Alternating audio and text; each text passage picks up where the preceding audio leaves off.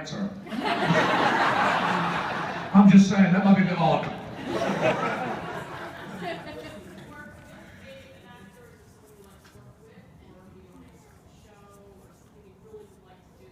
I'd love to be on Game of Thrones. But that probably won't happen. I mean, Game of Thrones is a fantastic series. As I said with Walking Dead, I love that show as well. The Following is another interesting show that I watched. There's different ones, and I think, to me, it's just about working with good people at this stage of my career.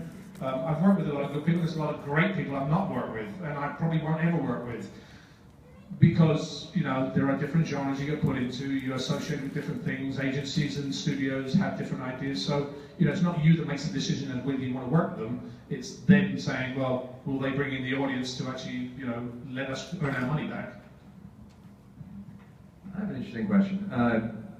Aside from a lot of these characters you played that have been very strong, stoic, heroic, you know, type personas, what is a character that you yourself played in your experience that was far out of that realm? What's the strangest, most interesting role that you've currently jumped into? I've done a variety of things that a lot of people haven't seen. You know, I did something called Convergence way back. It was a fairly weak character. I did something last year called Kids versus Monsters, playing the father. He was a technological guru, so everything was like an earphone and everything else. It was like really totally opposite to what I am. Not that I'm not on the phone all the time, which everybody is. You know, it's like tweet, tweet, tweet. But that was another one. And that, I mean, most of the characters I played have a.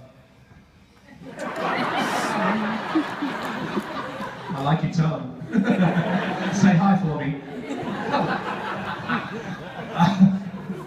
Most comedians have to get stuff out of the audience as you go along. I've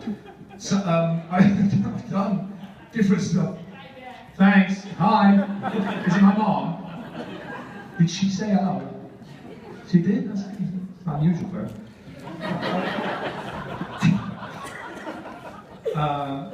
I'm trying to think, you know, I've done fun characters as well. The Immortal Voyages Captain Drake I did, which was, he was so full of himself, you know, just like a pompous, because it wasn't supposed to be a comedy. I kind of turned it into one.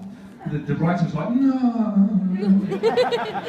But I've seen these when they do a lot of sci-fi stuff. The issue is you can have a very good acting and look, but then when the special effects go in there and they're not that good because they can't afford them, then it brings the whole thing down. So I'm like, well, I had my fears about doing this, and I said, well, actually, what's kind of fun, what would make it a lot of fun, is actually to bring it into comedy, because what I looked at Sir Francis Drake was that he was really self-assured and pompous and everything. I said, well, I'll overplay that a little bit.